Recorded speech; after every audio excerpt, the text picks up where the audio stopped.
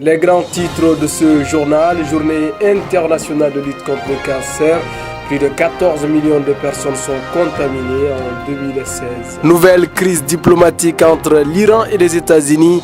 Le président Trump a ordonné de nouvelles sanctions contre l'éternel opposé. Page religion, la caravane d'islamisation, de paix et de réconciliation nationale de Cheikh Soufi Konaté poursuit son chemin après Soubré, cap sur d'autres départements. Mesdames et messieurs, bonsoir et bienvenue à toutes et à tous dans ce journal.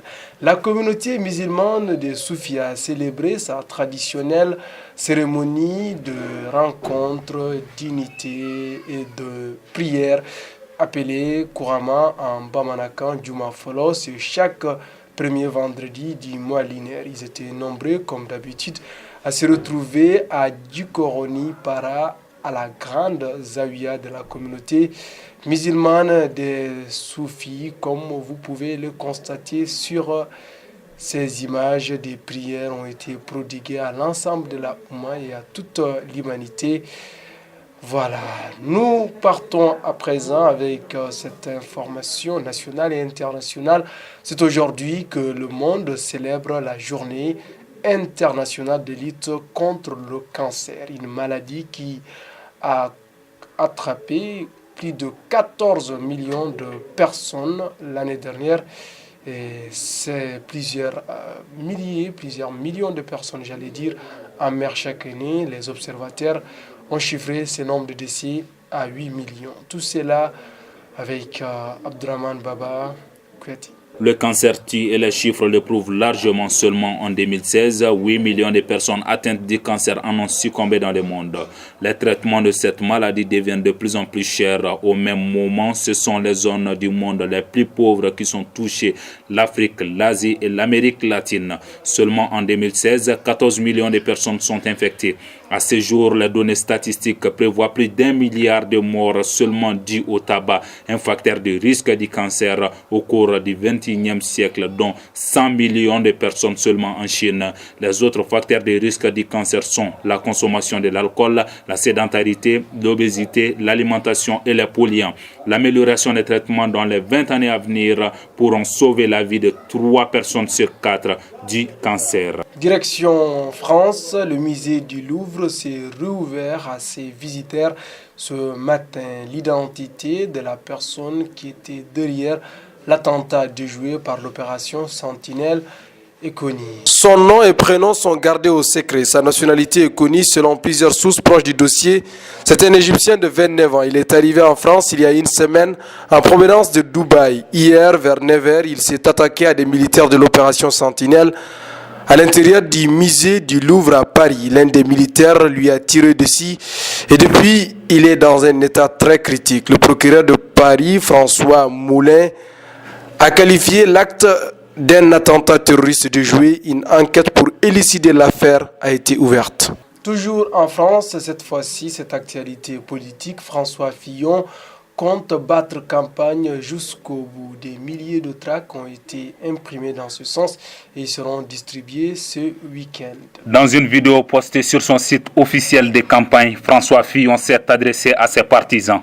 Pour les candidats de la gauche, l'affaire dite Penelope Gate est une manœuvre pour leur voler, dit-il, leur victoire à la prochaine élection présidentielle.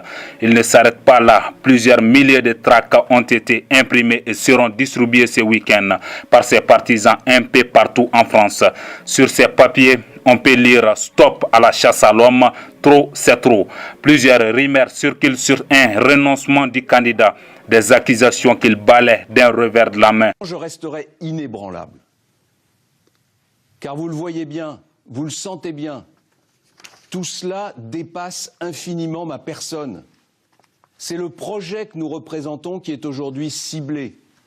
Ce sont les valeurs que nous incarnons qui sont attaquées. Le mardi, François Fillon animera un meeting à Troyes. Toujours dans l'actualité politique française, les 3 candidats partant pour l'élection présidentielle 2017 en France seront tous en campagne.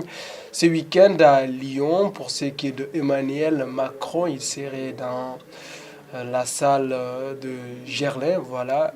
Quant à Marine Le Pen, Le Front National organise ses assises avant cette élection présidentielle. Et l'extrême gauche, Jean-Luc Mélenchon, fera également un meeting à Lyon. Nous partons à présent aux États-Unis d'Amérique. Une nouvelle crise diplomatique secoue les États-Unis et son éternel opposé, l'Iran. Les raisons, nous le suivons dans cet élément.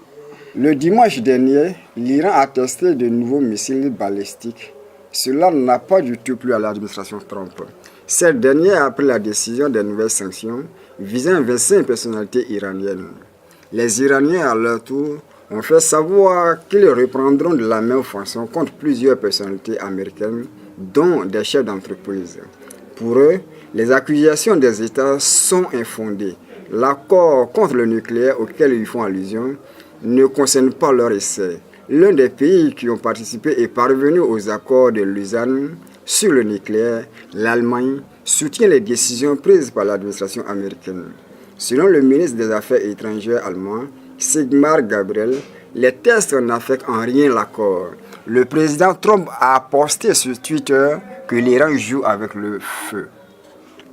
Toujours aux États-Unis d'Amérique, le décret anti-immigration de Donald Trump est suspendu par un juge de Seattle. Les explications avec Abdraman Baba Kouyaté. Le décret anti-immigration de Donald Trump qui interdit l'entrée des ressortissants de 7 pays à majorité musulmane vers les États-Unis est suspendu depuis hier par un juge de Seattle. Le juge James Robert a réussi à bloquer pour plusieurs jours le décret du président américain. La maison a très vite réagi dans un communiqué. La décision est qualifiée de scandaleuse et injustifiée. Plusieurs douanes et agents acceptent à nouveau des personnes ayant des visas américains venant de 7 pays qui sont Iran, Irak, Libye, Somalie, Soudan, Syrie et Yémen. Le procureur de Washington veut quant à lui invalider le décret. Bob Ferguson a déposé une plainte en ce sens. Ouvrons cette page religion. La caravane de Cheikh Soufi Konaté poursuit sa tournée à travers la Côte d'Ivoire après le département de Soubré. D'autres localités sont visitées par le guide spirituel. Khalif Ahmed Konaté pour plus de précision. Cheikh Soufi Konaté continue sa caravane à travers la Côte d'Ivoire. Après le département de Soubré, il est allé à Sagborayo. Dans cette localité, il a animé plusieurs conférences et fait des importants dons. La caravane pour l'unité, la paix et la cohésion sociale a poursuivi ses activités dans le département d'Issia, dans la localité de Deyango. Il a animé aussi de grandes conférences dans le village. À titre de rappel, dans chacune des localités, Cheikh Soufi Konaté est venu en aide après ces conférences aux nécessiteux par la distribution de riz, mil, maïs et bien d'autres. Il a aussi remis plus d'1 million de francs à l'imam de la dite localité pour la réfection de la mosquée. Chacune des séances de presse sont sanctionnées par des grandes bénédictions. Nous arrivons dans la page sportive de ce journal. La Coupe d'Afrique des Nations atteint sa chute. Les deux équipes qui ont grimpé la montagne se rencontreront demain pour une finale inédite. Remake de 2008, l'Égypte, le Cameroun, les enjeux et ce qu'il faut attendre de cette rencontre avec Fousseini Sidibe. Avant le grand choc Lyon-Pharaon, le Ghana et le Burkina s'affrontent dans la petite finale ce samedi à 19h avec l'idée de décrocher une médaille à défaut de pouvoir se consoler de leur échec en demi-finale. Entre l'Égypte qui compte sur ses 2 stars Essam El Hadari et Mohamed Salah pour décrocher un 8e trophée africain, le Cameroun avec un groupe homogène qui a sublimé la finale promet des duels serrés à chaque ligne. Les 2 meilleurs gardiens du tournoi vont pouvoir s'affronter. L'héritier Ondoa 21 ans face à la légende El Hadari 44 ans. Une défense égyptienne hermétique avec un seul but encaissé contre une Camerounaise prolifique qui a également fait ses preuves avec ses illustres inconnus. L'Égypte possède en son sein les joueurs de classe mondiale qui manquent au Cameroun depuis la retraite de Samuel Eto'o, Mohamed Salah. Les Lions indoptables comptent de leur côté sur leur capitaine Benjamin Moukandjo pour faire la différence. Dimanche au stade de l'Amitié d'Angodje à Libreville, les Lions auront la possibilité de s'offrir un 5e titre et donc de dépasser leur co-détenteur ghanéen. Question de se rapprocher des 7 titres de l'Égypte avec un léger avantage des Pharaons qui comptent 5 victoires et 1 nul dans 9 confrontations. Cette finale pourrait être surtout le remarque de celle de 2008, très chaude, et c'est tant mieux pour les amoureux du football. Mesdames, Messieurs, au nom de toute la rédaction, nous vous souhaitons un très bon week-end. D'ici là, prenez soin de vous. Et quelle que soit la beauté d'une fleur, elle ne la doit qu'à sa branche. Au revoir.